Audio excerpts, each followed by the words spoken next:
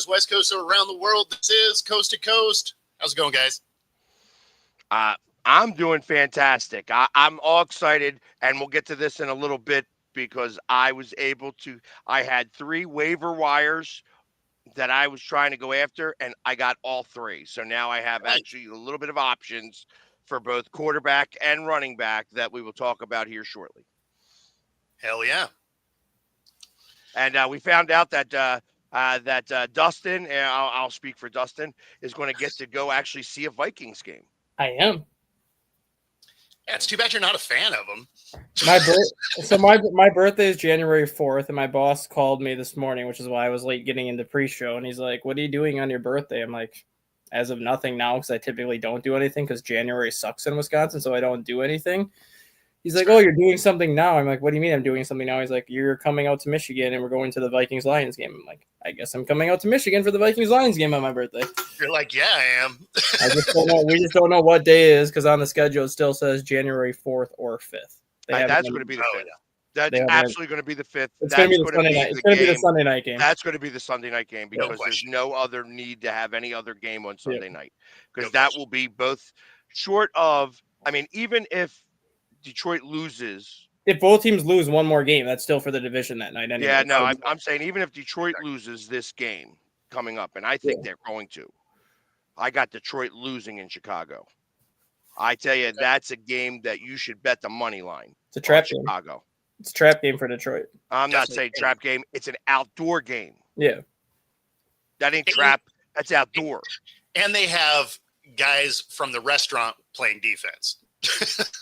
Well, they just went to the homeless area town of Detroit and found 3 cornerbacks. Pretty much. Hey, listen, everybody line up and run, and whoever's the fastest, we're gonna keep. You get 3 hots at a cot, and some nice warm clothes and a shower. So, but yeah. Anyways, but I heard there was some news out of New York. Oh yeah, the Jets. Yeah, what do we got? You want to talk about a dysfunctional organization? Yeah, the Bears might be dysfunctional. The Giants might be dysfunctional. Hell, the Carolina Panthers might be dysfunctional. Yep. But nobody is as dysfunctional as the Jets.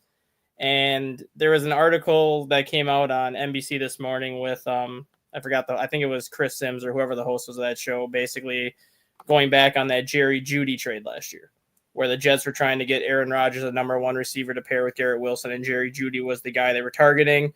The deal pretty much seemed like a done deal all summer. All of a sudden, we get to a week before preseason, and the deal completely goes away. Nobody really was given a reason why. They just said the deal fell through. They were interviewing Joe Douglas the other day about the trade and what happened. He basically said, the trade didn't happen because I have to report to a teenager. And then the interviewer was like, what do you mean I have to report to a teenager? And according to Joe Douglas, Woody Johnson vetoed the Jerry Jeudy trade because he looked at Jerry Jeudy's Madden numbers, and because they were below an 84 on Madden, he decided he did not want to trade for Jerry Jeudy. So he basically vetoed a trade because the Madden numbers weren't high enough for the player. That's pretty rad. Like, I'm not mad at that at all. Only because it's not my team, but that is wild. So hold on. This was, and it's per report, this wasn't the only time that Woody Johnson has cited Madden ratings in terms of signing or trading away a player. So, I mean, not for nothing. Woody plays Madden? His sons play Madden, apparently. So I don't know if he plays with his sons or when his sons are playing, I don't know if he looks at the ratings of the players when his sons are playing Madden. You don't have to. They release them at the beginning of the season. Yeah. You can just print the sheet out of what everybody is. I mean, ESPN does an entire segment on it. Yeah, apparently he's done this at least 3 or 4 times during his tenure with Joe Douglas as the GM, where he's vetoed certain trades because of Madden ratings. That's amazing, especially when you think of how Madden treats rookies and how it will inflate veteran numbers for no reason. So it's not like those numbers have anything to do with reality. Although I do enjoy the fact that they will never be good if that's what they're doing. I enjoy the fact that if this is actually true, there ain't going to be a single free agent that's when I go to the Jets. That's not true. That's absolutely not true because money is money. Well, not just that, but then you can claim you're the all Madden team. Everybody here is 80 plus. Boom, let's go. You know what that sounds like to me when they do that? The dream team. You know how that worked out for the Eagles? Yeah, true. I mean, we played that game before, and I think, I'll be honest, I think Joe Douglas was a part of that team. Oh, yeah? Yeah, well, I think he was the assistant GM back then. Probably Okay. was. All right. So it was like the dream team. Of course, that was Vince Young that said that, So, but yeah, that's awesome. That is so awesome. I am so happy to hear about. Johnson & Johnson, couldn't even stay together as Johnson & Johnson. So it's. Oh, that was reported by Florio. So it's not even like. That's what I said. That's why I'm thinking it's more legit than what some people think. Because if Peter Florio is reporting it, it's. Yeah, that's an actual story. Like Florio does research. Well, and not only that, did he call the kids? Like, who did the kids want it? Who did the kids want in case of Jerry Jeudy? Yeah, it's like that's it. Like, no, we want Jefferson. I mean, that's fair. Like, I would have held off on Jeudy if I thought I could get Jefferson. Well, you know what? They made a trade in Madden. They said, listen, if we give up this and this and this, and they give up that, Madden says that we could trade it. So let's trade. And then you have Ocho Cinco basically firing shots at Woody Johnson, basically saying, "Me being the Madden ratings adjuster actually has a bearing on the owner. That's awesome." And then Jerry Judy's like, "I blame you for this shit." And he's like, "Well, look at how good you're doing now." And Jerry Judy responds, "So you're going to improve my rating next year?" Nope, you go down. Right? You couldn't even land with the Jets. You're a 50. That's funny. That is so crazy. Funny. You know what? No, seeing that Florio reported that is that's wild, because that means something to that effect was said. But you wonder now. Now you wonder. So I got to imagine this isn't as ridiculous as everybody makes it out to be. And the reason why I say that is because it makes me wonder how many owners look at NCAA college football rankings from EA Sports. They do the draft into Madden. I like it. But realistically though, it's like, it makes me wonder if that's how they chose, like the quarterback in Carolina. In comparison, he was ranked higher. It's possible. I just figured they were dysfunctional and stupid, but it entirely could have been a Madden move. Like not even Madden, like NCAA, there isn't professionals. It's actually kids making the rankings for everybody. Fair enough. Yeah, and there's another part of the story too where Woody Johnson had his 13-year-old son in the locker room following Jeff Ulbricht's first win as the Jets head coach. And Aaron Rodgers was going to give the game ball to Jeff Ulbricht because it was his first win as a head coach. Before Aaron Rodgers could speak, his 13-year-old son stepped in, stole the game ball from Aaron Rodgers, and gave it to Garrett Wilson. Okay. So I guess he's just letting his 13-year-old son run the team now? It's not like it can get worse.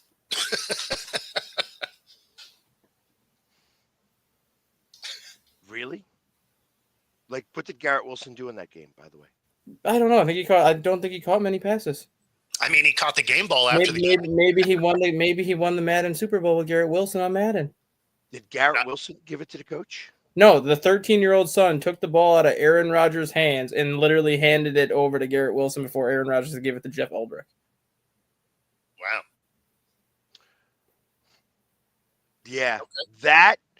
That alone will make the Jets not have anybody. I wasn't saying I agree with the whole aspect that free agents are not going to, or they may decide to go because, hey, I must be really good in Madden, so I'm going to go over there.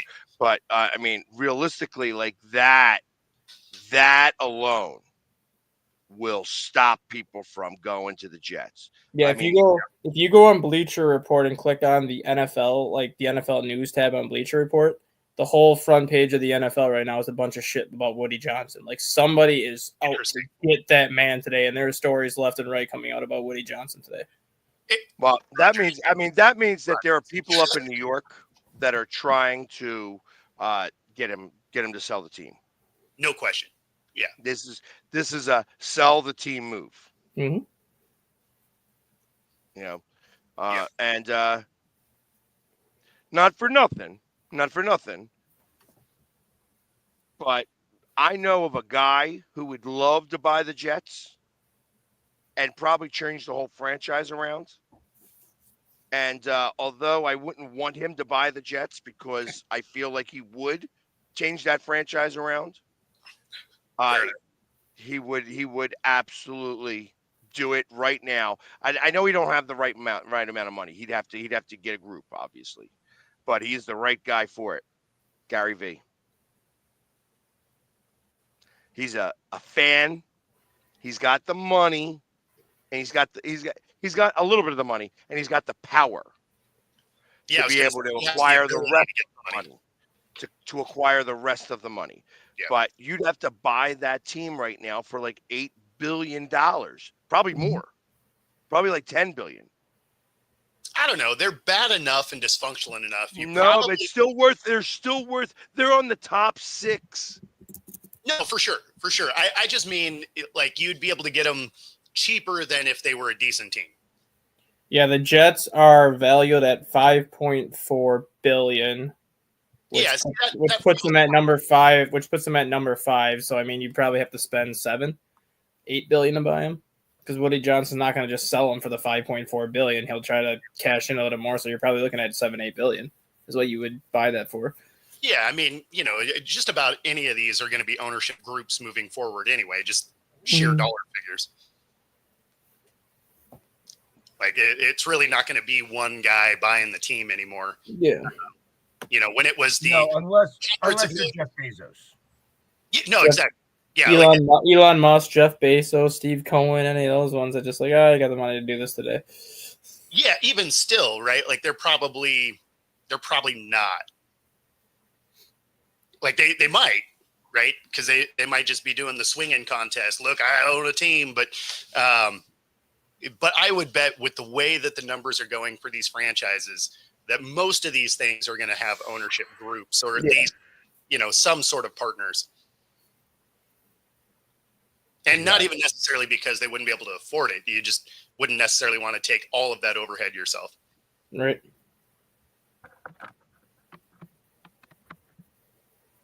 As I get my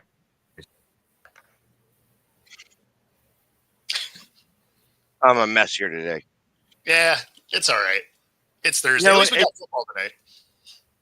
Yeah, and it's like I've been fighting a chest cold, so like I'm like drinking a lot of fluids and trying to do that, and it's now starting to expectorate. I think that's the word I'm supposed to use there. Who's winning, you or the chest cold? I always win. But well, yeah, because if you don't, you die. So like that's. I would say you're undefeated so far. Exactly. So, but I have to say that I wound up. So I know we were talking yesterday about fantasy football, and I'm in the playoffs. Yep. And I know Bo has nothing to say about this because he doesn't play fantasy football even a little bit. I don't. But I went after 3 players. I got all 3 players. So Patrick Mahomes is going up against Houston tomorrow. So we're going to talk about my team here.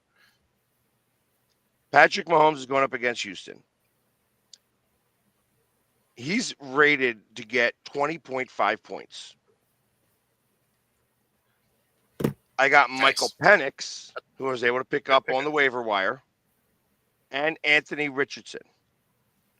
Out of the 3 of those quarterbacks, guess who's rated higher? Richardson. Penix. Oh. Yeah, it's because they're going against the Giants. Yeah, but it's still like it's his first friggin' game. That's Yeah, but surpri- he took a lot of snaps in college, so it's that's not. that surprises me though because of the running factor that Anthony Richardson brings to the table. Because he's going to be that one quarterback that can get you just 6 points alone just running the football. Yeah, That's what I thought. Because So, when you have a passing touchdown, that's what, 4 points, or do you go with a full 6 for the quarterback when he throws a passing touchdown? they get full 6. Okay. So in our league, it's 4 points for a passing touchdown, then 6 points for a rushing touchdown. That's why a lot of players or league players in the league try to get the running quarterback first, just because you're going to get more touchdown points out of them when they run it as opposed to when they pass it. oh, so that means Hurts is coming off the board first. Hurts, yeah. Well, in our league every year, it's always Josh Allen, Lamar Jackson, Jalen Hurts are the first 3 quarterbacks, Yeah, just that because of makes the running factor added to the table, and then Mahomes is typically next, just because he does get rushing touchdowns, just not quite as frequent. Mhm. And then it's just kind of a scatterbrain after that. But hey, anybody who's got Koo, the kicker, Young Wei Koo. gone. He's in IR. Get him Yeah. off your team. Got sent into IR, so he's not playing again this Did season. they say who the Falcons picked up to replace him? I'll tell you right now. Because that would actually be someone to maybe pick up in place of him because they're playing the Giants. Because the Giants have a good enough defense where they can probably force the Falcons to kick a lot more field goals in the first half, which would actually help you when you have a kicker. Well, I'll tell you right now. Let's see who they picked, because I got to imagine he's going to get one of those green things that's saying that he is. Out of those ones, man, Patterson. I would take Penix. Jake Patterson or Riley Patterson. Riley Patterson. I would pick Riley Patterson up. Well, I have Tampa Bay's kicker. Well, no, but I'm just saying, like, if someone had Young Wei Koo, I would pick Riley Patterson up because he was the Lions kicker last year. Right. Well, and I had Koo, but I actually replaced him with McLaughlin for Tampa Bay, who's going up against Dallas, and I think he'll kick lots of field goals or extra points or both. But here's my running backs now, and I'd like out of the 3, Mahomes, Penix, or Richardson. Richardson's going up against Tennessee. Penix is going up against the Giants, and Mahomes is going up against Houston. Who do you choose? I personally would choose Anthony Richardson just because of the running factor. That's kind of where I'm at too. I mean, I was thinking Richardson. That's who I originally wanted. The fact that Penix was available makes me like, all right, I'll try to pick him up too, since Atlanta's doing that. But they're coming out with a new kicker and a new quarterback. That spells loss to me to the Giants. And I'm surprised Mahomes is predicted to have that high. He's predicted to get 16.4 in our league, but I think he's only had like 2 games this year where he scored over 20 points. For you, he's gotten Yeah. more than 20 points. Yeah, but I'm just surprised they're even having him like predicted to have that much because that ankle can't be 100%.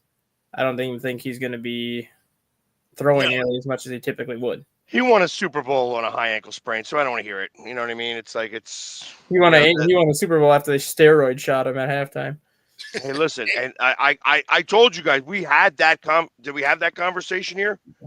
Yeah. I could tell you exactly how he was able to do it, because the halftime show was 8 minutes longer than it normally is. Mhm. Yep. That's how they were able to get in there, get him all worked out, numbed up, back in there and back out there to test it out beforehand. If it was a regular halftime, then there was no chance that he would have been able to play at the beginning of the second half. Yep. So, anyways, that's neither here nor there. Okay. The next more important thing, running backs. Now, I could play 3 of these guys. Mixon. He's questionable right now against Kansas City. I will tell you that he was limited at practice yesterday. That doesn't mean anything. I think he goes. Yeah, I was going to say, this point in the year, there's a lot of guys that end up with rest days. Yeah. I got Tracy Jr. from the Giants, who's actually been playing very well. He doesn't really catch the ball well, but he is a good rusher. and holds on to the ball, which is kind of important. That's very important. Now I got Caleb Williams from the Rams. He's going up against the Jets. There's no chance I'm pulling him out either. So, I mean, I kind of feel like I got Mixon and Williams. As my third running back, I would have either Tracy Jr. or my new pickup, Jerome Ford. Ford. He's playing Cincinnati. Go Ford. I hear that too. I made that switch yesterday. I took Najee Harris out for Jerome Ford just because of who Ford's playing this week as opposed to who the Steelers are playing. And I'm like, okay, this is, it's not necessarily the way that I would do things, but I don't mind it. It's like, okay, I picked him up. They think out loud. They've got a brand new quarterback though, which means that they're going to run the ball a lot. And he had 19 points against Kansas City's defense last week, and Kansas City is typically a good defense against the run, and Ford had, I think, 19.6 against them last week. So the only other thing that I was considering, and this sounds ridiculous. This is not a rerun win.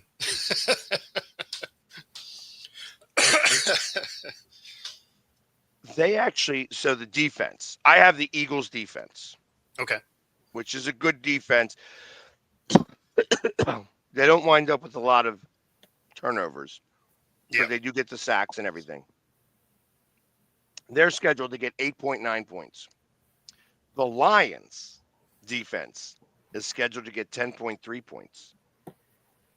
The Falcons defense is scheduled to get 9.4 points. Now, yeah, no, I could see that for the Falcons. Because, again, like, the Giants are just hot trash. Outside of their pass rush, they don't do anything well. You figuring that maybe they get a pick six? Probably. The Lions, I can't see. The Lions, I cannot see even a little bit. Like, why do they still have the Lions defense ranked so high?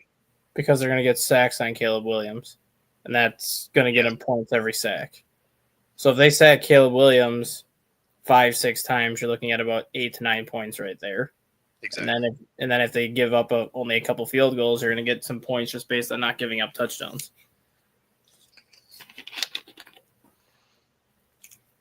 Yeah, it's funny, this Steve-O, that you say that you picked up the Falcons and you might bench the Steelers. I'm a big fan of that type of stuff, like picking up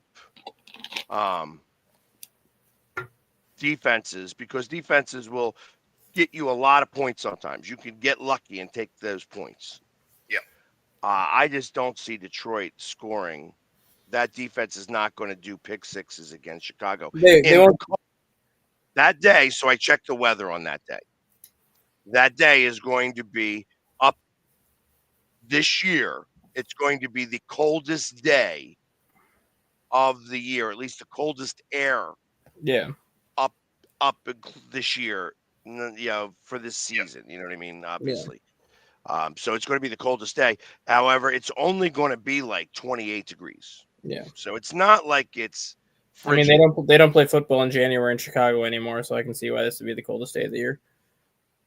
So, well, they do. Well, they do when they win. Which isn't very much. Yeah. You're right, Joe. I got Chicago beating Detroit as well. I actually have that. That is a money line bet that I would absolutely take. Actually, I'm going to parlay that. I'm parlaying that with a couple of other things, and I'm going to get one of those high-end parlays, because I think that there are a couple of upsets this week against the spread that are going to be big upsets. Yeah, no, I could see that. So interestingly enough, why is the Vikings only a 3-point favorite against the Seahawks? Because they haven't won in Seattle in 20 years. Yeah. The problem is that was similar to the Packers last week, right? I mean, we just didn't put a good product on the field. I don't see where this is going to be a whole lot better this week. So yeah, I don't like the line either. I mean, well, you got to remember though, the home team typically always gets like 3 points. So if Minnesota's a 3-point favorite, it's really basically 6-7 points. Yeah, Because no, they always give that home team like that 3-point edge or whatever. Right, but I don't see it being a 6-point Yeah. thing. So we'll see. We will absolutely see if how that all works out.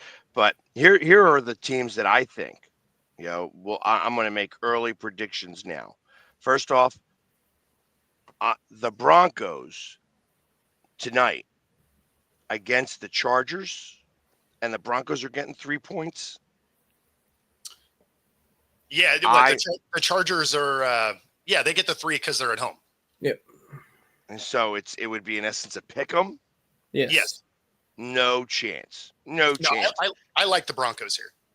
Yeah, I like the Broncos. They're a plus 125. I would absolutely take the Broncos on the money line. I think that the Broncos win this game outright. They knock San Diego /LA /Harbaugh down another notch. I mean, he'll still make the playoffs, but they will definitely do that. So I like the Broncos as upset number 1. The Chiefs versus the Texans. I like the Texans here. I mean, I know that the Chiefs have won games left and right and stuff like that, but I think the Texans are using this game as their pre-Super Bowl. And I think that the Texans win that game outright. I agree with the Denver game, but when it comes to the Chiefs, it's just the mental block at this point. Some of these teams have that mental block that they can't beat Kansas City no matter what they do, that it ends up, I think, affecting them at some point. That's why teams like Houston, roster-wise, you could make the case that they have just as good of a roster as Kansas City, but for whatever reason, they went through the series of injuries that Detroit's going through right now. They just went through their injuries a lot earlier in the season than what Detroit did, which is kind of why they played like crap for a month, and they're still not playing great, but at least they're winning games again. But I just can't. Kansas City at this point is playing for that number 1 seed still. So I just can't see a team going into Arrowhead and knocking them off. If this game was in Houston, I would pick Houston, but going into Arrowhead, I just can't see a team right now going into Kansas City and knocking them off, knowing what the Chiefs are still playing for. I hear you. I think otherwise. I think that the Chiefs can afford to lose a game, and they're going to. They can afford to, but the game that I shouldn't say it's a game that worries me. It's a game that they have coming up a couple weeks after that, which is the one I think they're going to drop. And that's why I think they have Denver, that last game of the season. I think Kansas City drops that game in Denver. That's why I don't think they really have that margin for error, because all of a sudden you drop this game here to Houston or Cincinnati next week, which Cincinnati is very capable of beating Kansas City with that offense and how many or not. Did they play Cincinnati again? I mean, No, they don't play Cincinnati again. No, they don't know. But Kansas City is very capable of losing this week, and then they're very capable to lose Denver in Week 18. If they lose to Denver in Week 18, losing every week, that's why they're playing great football. That's why they don't have a margin for error, because if they let this game get away against Houston and all of a sudden they lose to Denver in Week 18, they're not the number 1 seed no more. 2 games, but yeah. And did you hear what Buffalo was saying? Mm-mm. Buffalo's saying that they don't want the number 1 seed; they want the number 2 seed because it's an easier path.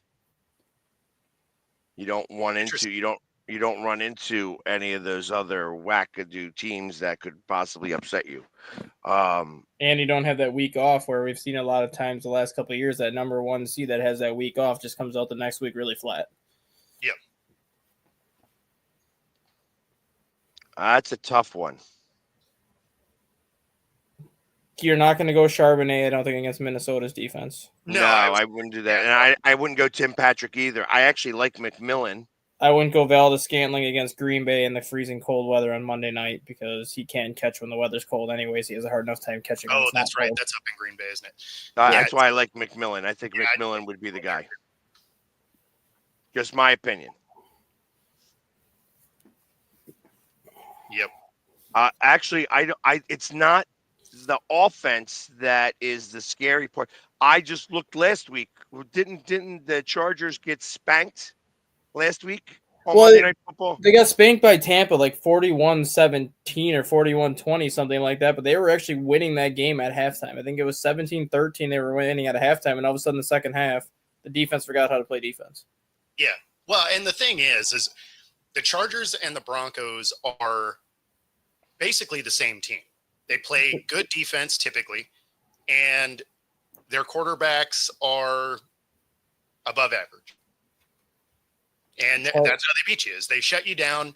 They end up with more opportunities than you do. So, I mean, they're basically the same team, which is why Vegas is essentially giving them the pick 'em. And obviously the Chargers get the home field advantage, 3 points. But I mean, this is definitely a game where you could flip a coin and, have the same chance of being right as actually picking. And the Chargers beat the Broncos the first time, 23-16 at Denver. Yeah. So I looking at that, Rob, I mean I'd go Penix. I don't believe Penix. So I don't how many points are you going to get for him throwing 17 of 27 for 175 yards and maybe a touchdown? Maybe I think 1 and 1. I think that's what he gets. I think that's essentially where Caleb is too. Yeah, but difference between Caleb is that he'll run the ball. This is going to be one of these games where Caleb Williams is going to get a lot of yards on the ground because it's going to be cold. And listen, Detroit hasn't played. They played what? Their one outdoor game against Green Bay in September when it was warm. Yeah. Like this is their only outdoor game of the year, like kind of, that's going to be any bit cold. Yep. So I firmly believe, I mean, let me check. Let me make sure that I'm talking about this the right way because I don't want to. Well, they play at the 49ers too, which is not going to be cold. That might be rainy and maybe a little windy, but this is the game that I think that they lose. Because I feel like on the 30th on Monday Night Football against the 49ers, they're going to wind up crushing them. Yeah. Because the 49ers are hurt really bad. The Vikings is going to be a tough game, but that's going to be in their stadium. So this is the week. I mean, when did they play the Packers? November 3rd. I don't know what the weather was like. Let's see if it shows me what the weather was like. It was 41 and raining that game. 50 degrees Fahrenheit is what I see here. Yeah, and they only 0% precipitation, 15 mile per hour. When the Lions were in Green Bay? The Lions were in Green Bay. It was pouring. It was pouring. The whole game it was pouring rain. The Lions only threw like 4 passes the second half because it was raining. I mean, it's possible. It doesn't show. It just says, well, it might have been this is at game time at the start of the game. Yeah. 50 degrees and 0 precipitation is what it was, what they said it was. So that's nothing. That's nothing. Yep. So I believe, I firmly believe that this is a game that the Lions lose, especially in the cold. These guys are going to be what they call tipping, and when they're tipping, it's like tipping is a term used at least by professional players that they don't want to get hit. So they're like tiptoeing around things. They're not running right. They are tipping. They're like, I don't want to get hit because that hurts when you're in the cold and you get hit. So not that it's going to be that ridiculously cold.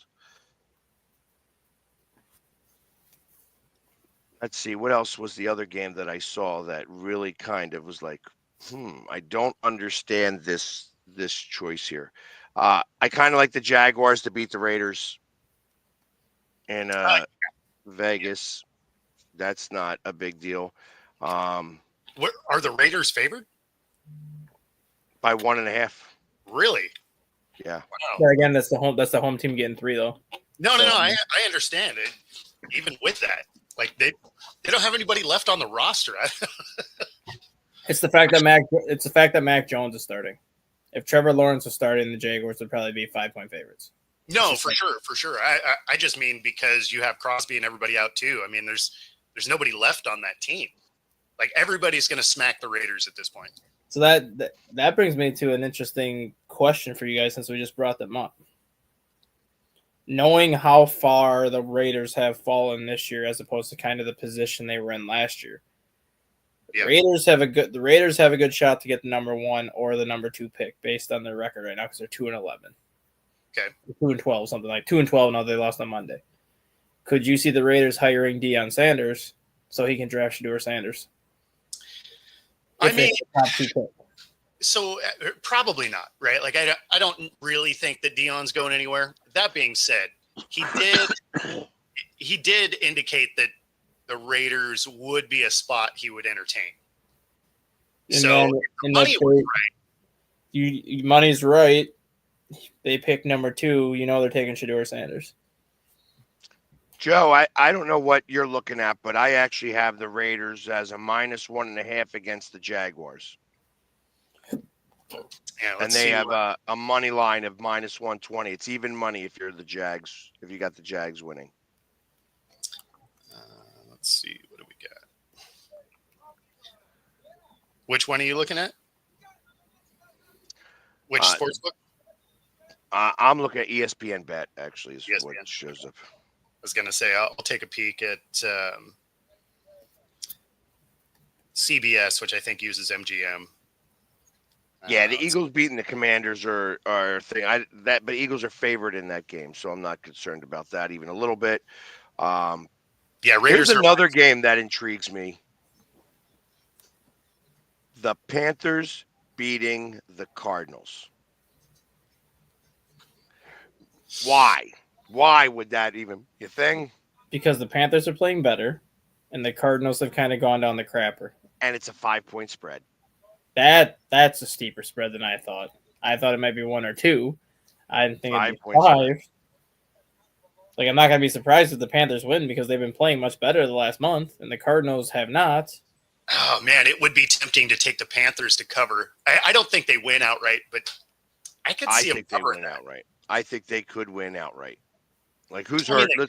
Let's see who's hurt for, because that's the other thing. Like, who's hurt in Oh, the Cards do have a lot of injuries. Yeah, oh my God, that's like half the team. Yeah, and suspensions. Okay. And how about the Panthers? Let's see. And of course, they're not like, sprained wrist or anything. It's calf, thigh, knee, concussion, knee, ankle, neck. Like, these are guys that are probably not going to get a lot of snaps. Even if they got a backup kicker and a backup punter. Man, Panthers could mess around and win that game. Man, I didn't realize Cards had so many people out.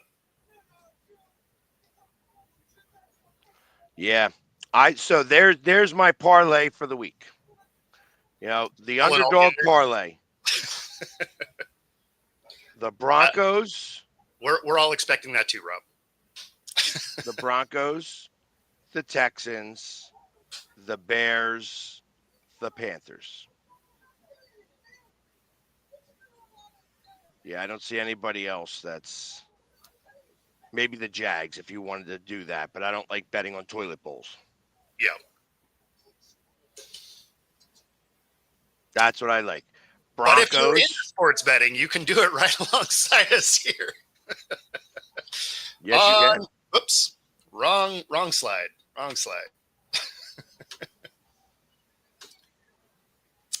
It's going smoothly. There we go. Now we got it. Let's go. Here we go. If you're into sports betting, you can do it right alongside us here using that QR code on the screen, up to 125% of your first 3 deposits, 10% bet guarantee. Bet right alongside us here on Coast to Coast. And of course, if you are in the Pacific Northwest, you can also use this QR code on the screen at True Fusion Gym, any of the 3 locations, Bellevue, Ballard, University Village. Find your edge, True Fusion Gym. Yeah, they're not giving as good as odds. So I just jumped on Caesars. Oh, okay. And nowhere near as good of odds on Denver. Like I thought they were given like 150 in the one over there in the money line. Now it's a 122. Oh, gotcha. So, but yeah, no, I don't want that. There we go. There, that's because I'm gonna see. Brad, I'm gonna see what my right now. If you were to bet it, what the money line, what it would be for this parlay. Brad, there are 7 teams with 3 or less wins this season. There are a lot of bad teams. But yeah, so now that you said that too, not only could we have the most teams in NFL history that won 4 or less games this year in a season. I think the old record was 6, and I think you said there's 7 right now. No, if you're talking 4 or less, there are 9 right now. 9 with 4 or less. So yeah, the record previously was 6, so we could have a new record for the teams with 4 wins or less. And then you look at the NFC, you're going to have 4 teams in the NFC with at least 13 wins, and only 2 of those are going to actually win the division. So you're going to have 2 wild card teams that have 2 wild card teams with 13 wins, at least. Yeah. I think there are years where back when it was 16 games, there were years that that are anomaly years is what you called. Like you could have the Giants could have won the division with 6 wins. You can't win a division with less than 6 wins. It's impossible to do. You have to have at least 6 wins. You have to go 6-0 in your division. I mean, if you factor in like a whole bunch of ties, which are not a real thing, but right, like, it's like you way, have to have a minimum of 6 wins, like to be able to get into the playoffs and shit like that. And the most wins that you could have and not make the playoffs, which almost happened to the Eagles a couple of years ago, like back in the Chip Kelly years when they didn't make the playoffs with 10 wins, was 11 wins. They could have won 11 games and not made the playoffs. They lost that last game of the season and didn't make the playoffs. Now that they added the 7th team, those numbers are way skewed. So I'm not exactly sure. I think that you could absolutely not get in the playoffs with 10 wins. Oh, of course. I'm not sure if you can get into the playoffs with 11 wins. You can't get in the playoffs with 11 wins. I think that 11 is that number. Like 10 is the number that you have to, the minimum to get into the playoffs. But you have, if you were to get 11 wins, there's no way that you could lose. You will be in the playoffs. Yeah, with 11 wins, yeah. So just so that everybody knows right now, a 4-leg parlay, what I was just talking about, is 5,617. It's a plus 5617. 4 teams winning. All dogs. And that's the Broncos, the Texans, the Bears, and the Panthers. I think the Bears are your most likely to mess your parlay up. They are. Yeah. And really so are the Panthers. Let's face it. No, I mean the Panthers for sure, but the Bears are creative about losing. The Panthers are just bad, right? But the Bears, they can be ahead, and then they're like, I wonder if I shoot myself in the foot, if we can still win. Maybe. And then you could profit boost, whatever those things are. Like if hey, you got this, it's I don't know how those boosts work. Yeah, I have no idea. So yeah, but there's your bet of the day from the Philly Sports Guy. Do not bet over your head. That's if right. you have a problem, please call 1-800-GAMBLER.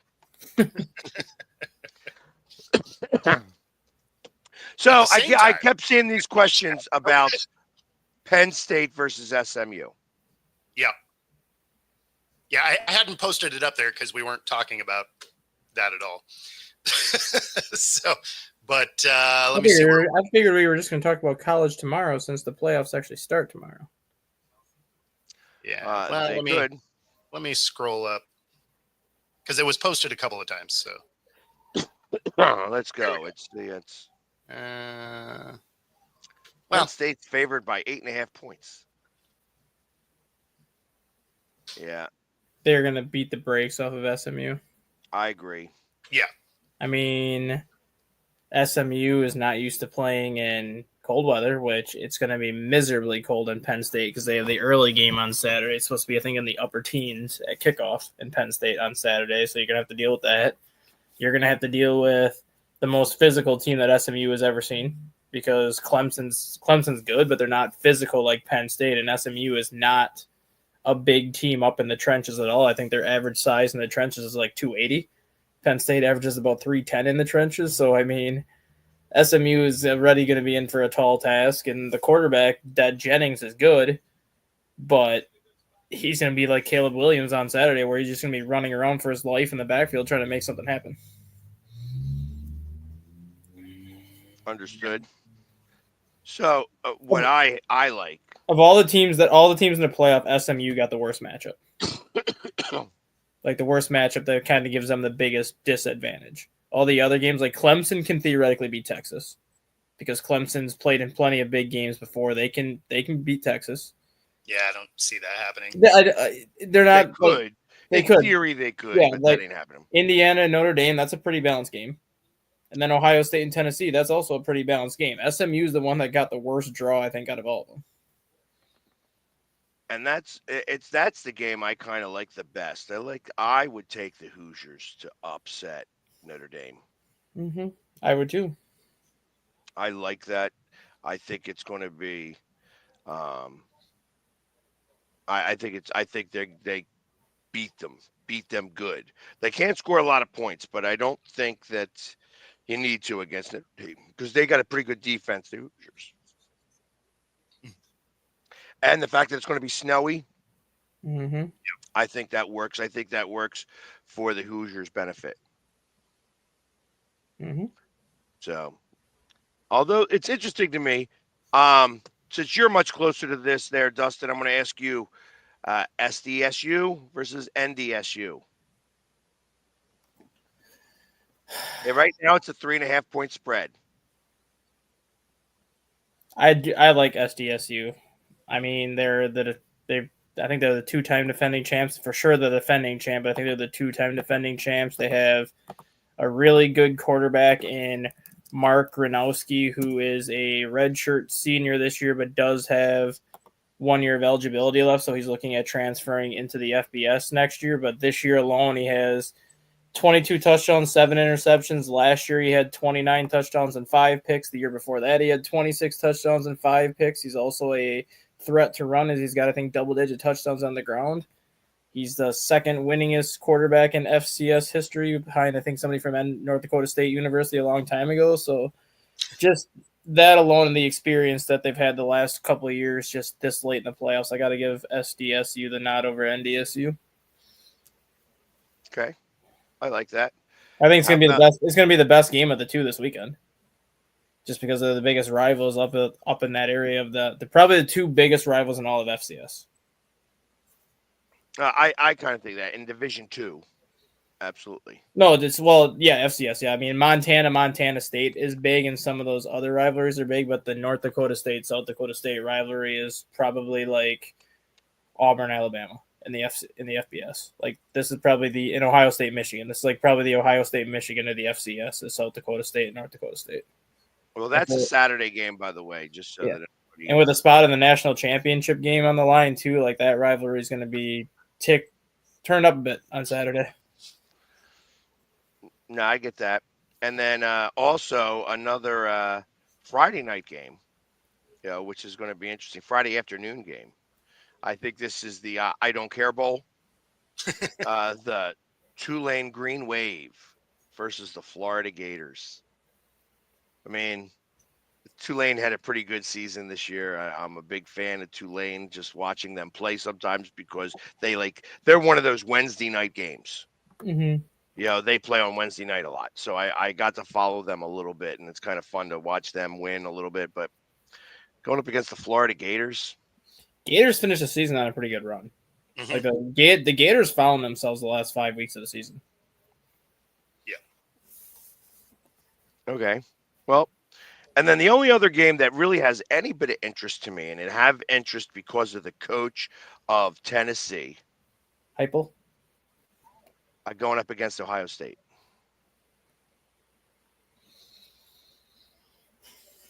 I'm going to say Ohio State because of the home field advantage, but at the same time, you have to wonder if Ohio State would have been better off going to Tennessee, knowing how bad that game went at Columbus against Michigan, and knowing that the last time the fans at Ohio State saw Ohio State play, they lost to Michigan.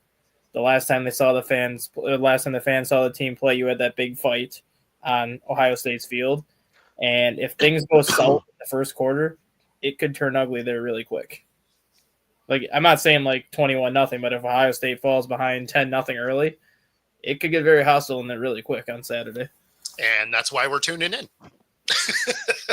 They were talking about that this morning too. Like, Ohio State deserved to have a top 8 seed, but at the same time, someone said they probably would have been better off going on the road to avoid the home crowd in case things went south quick.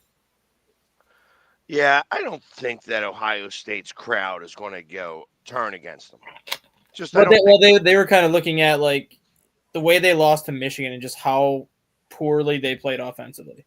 So the real question here is, does Day get fired if they lose? No. Because he won't get fired, but this would probably be the loudest you've ever heard kind of the hot seat chatter for him. I don't know. It's been pretty loud. Well, it's been pretty loud because he loses to Michigan. Exactly. But then he goes out and wins the bowl game, and he's still going 12-1 every year. Like, he's been consistently 12-1 every single season with that lone loss usually coming to Michigan. Mhm. He could end up with 3 losses this year, which you have the one loss to Michigan. The loss to Oregon, you lost 43-42. No one's going to hold that loss against you because the game was played in Oregon. It was back and forth the entire night. You lost by a point. No one's going to hold that. This is college football. I know. I'm just saying, like, if that would have been his only loss this year, and not to Michigan, and they would have missed the Big Ten championship because they lost that game 43-42. It's like, okay, we lost to the number 1 team in the country by a point. Like, it is what it is. Yep. It's the fact that you not only lost to Michigan, but you look like a high school team going up against Michigan. Like, a bad Michigan team made your team look bad. And then if you go and lose this first game of the college football playoffs, now you're looking at 3 losses, which is basically the same amount of losses Ohio State's had the last 3 years combined. It's probably going to be the loudest seed. That's why I say, like, there is a shot, because there's been conversation about it anyway, just losing to Michigan. And so now you got a team that is coming up short, hasn't looked good in a lot of their games, and it's college football, right? Style points matter. I think he'll get the, not necessarily a free pass, but I think he'll be back next year because Will Howard, I think, has shown that he's a good quarterback, but not like a quarterback that you can put in a program like Ohio State and have the success that you thought he was going to have. Mm-hmm. So I think Ohio State's going to wait and see what he can do on the transfer portal in terms of finding a quarterback. If he can go out and get like the top quarterback transfer in the portal, if he can go out and have like a really strong transfer portal again, then you look at next season, like, your seat is hot. You don't beat Michigan, you're gone. There's a hilarious conversation in the chat over here.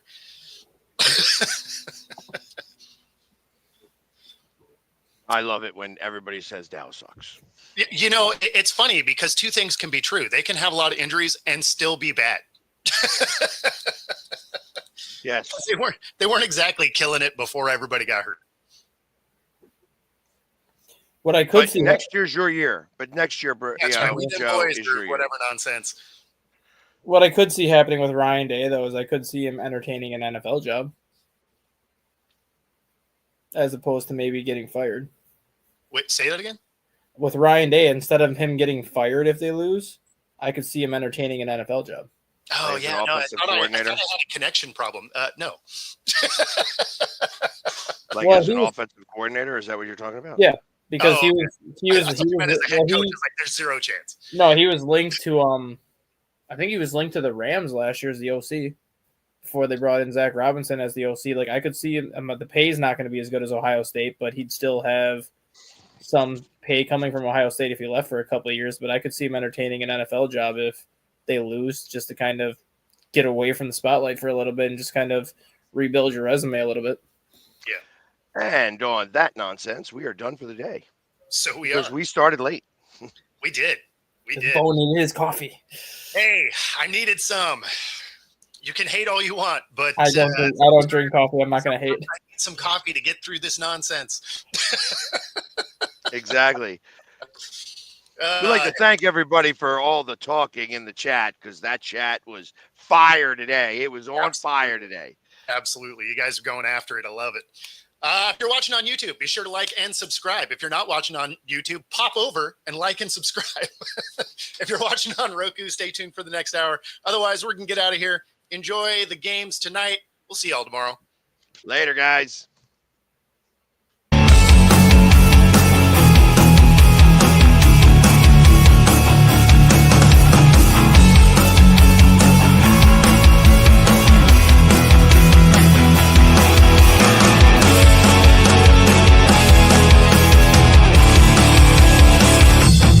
Introducing National Streaming Sports, live and on-demand sports talk programming that you can access 24/7. For the premier sports talk experience, tap into our Roku channel. Start your mornings with Mac and Jack covering all the weekend sports action. Then pour a cup and enjoy all the sports you can drink on the Coffee and Sports podcast. At midday, talk sports from east to west on the Coast to Coast podcast. Followed at night by some hot girl talk with Prim and Proper Sports featuring Sonia Pearson. Talk boxing on the Gloved Fist. Yankee fans tune in for Start Spreading the News.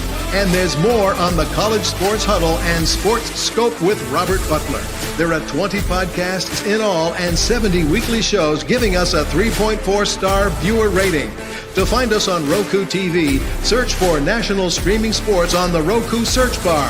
Click on the logo and you're in. National Streaming Sports.